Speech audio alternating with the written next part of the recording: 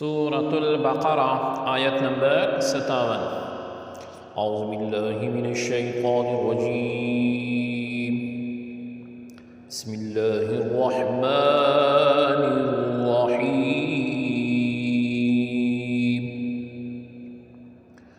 وَظَلَّلْنَا عَلَيْكُمُ الْغَمَامَ وَأَنزَلْنَا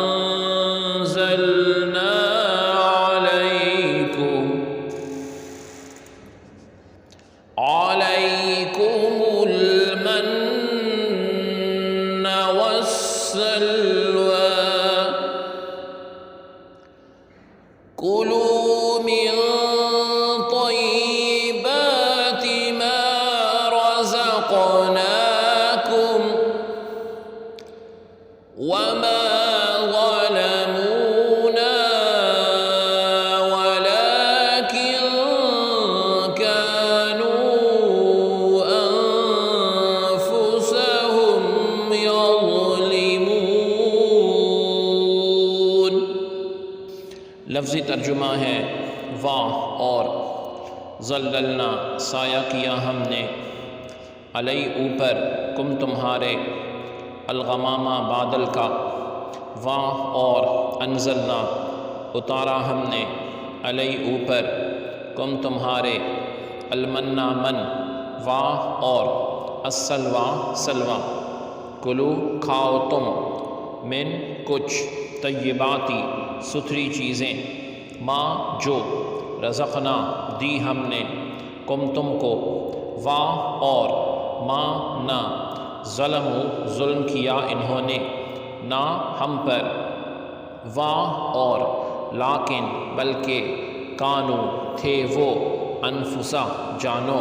ہم اپنی پر، یظلمون ظلم کرتے۔ بامحاورہ ترجمہ ہے، اور یاد کرو جب ہم نے تم پر وادی طیہ میں بادل کا سایہ کیے رکھا اور ہم نے تم پر من اور سلویٰ اتارا تاکہ تم ہماری عطا کی ہوئی پاکیزہ چیزوں میں سے کھاؤ، سو انہوں نے نافرمانی اور ناشکری کر کے ہمارا کچھ نہیں بگاڑا مگر اپنی ہی جانوں پر ظلم کرتے رہے۔ آیت کی تفسیر میں فرمایا گیا وَظَلَّلْنَا عَلَيْكُمُ الْغَمَامَ،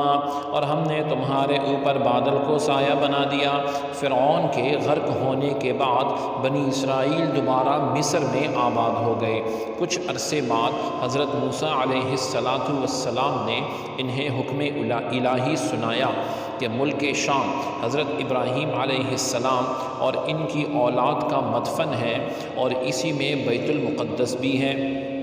اسے عمالقہ قبیلے سے آزاد کرانے کے لیے جہاد کرو اور مصر چھوڑ کر وہیں وطن بناؤ۔ مصر کا چھوڑنا بنی اسرائیل کے لیے بڑا تکلیف دہ عمل تھا۔ شروع میں تو انہوں نے ٹال مٹول کی، لیکن جب مجبور ہو کر حضرت موسیٰ اور حضرت ہارون علیہ السلام کی معیت میں روانہ ہوئے، سرپرستی میں روانہ ہوئے، تو راستے میں جو کوئی سختی اور دشواری پیش آتی تو حضرت موسیٰ علیہ السلام سے شکایتیں کرتے۔ جب اس صحرا میں پہنچے جہاں نہ سبزہ تھا نہ سایہ اور نہ غلہ، تو وہاں پہنچ کر حضرت موسیٰ علیہ السلام سے دھوپ کی گرمی اور بھوک کی شکایت کرنے لگے۔ حضرت موسیٰ علیہ السلام نے دعا فرمائی اور اللہ رب العزت نے اس دعا کی برکت سے ایک سفید بادل کو ان پر سائبان بنا دیا جو رات دن ان کے ساتھ چلتا، اور ان پر ایک نوری ستون نازل فرمایا جو کہ آسمان کی جانب سے ان کے قریب ہو گیا اور ان کے ساتھ چلتا، اور جب رات کے وقت چاند کی روشنی نہ ہوتی تو وہ ان کے لیے چاند کی طرح روشن ہوتا، ان کے کپڑے میلے اور پرانے نہ ہوتے،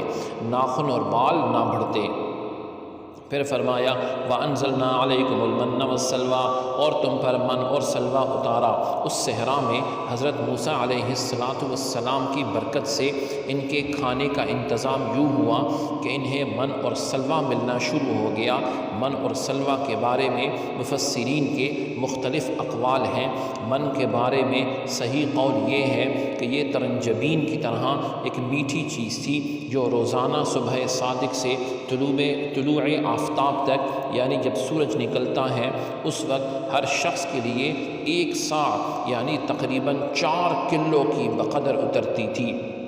اور لوگ اس کو چادروں میں لے کر دن بھر کھاتے رہتے۔ بعض مفسرین کے نزدیک من سے مراد وہ تمام چیزیں ہیں جو اللہ رب العزت نے اپنے بندوں کو کسی مشقت اور کاشتکاری کے بغیر عطا کر کے ان پر احسان کیا۔ سلویٰ کے بارے میں صحیح قول یہ ہے کہ یہ ایک چھوٹا پرندہ تھا، اور اس کے بارے میں ایک قول یہ ہے کہ یہ پرندہ بھنا ہوا بنی اسرائیل کے پاس آتا تھا، اور ایک قول یہ ہے کہ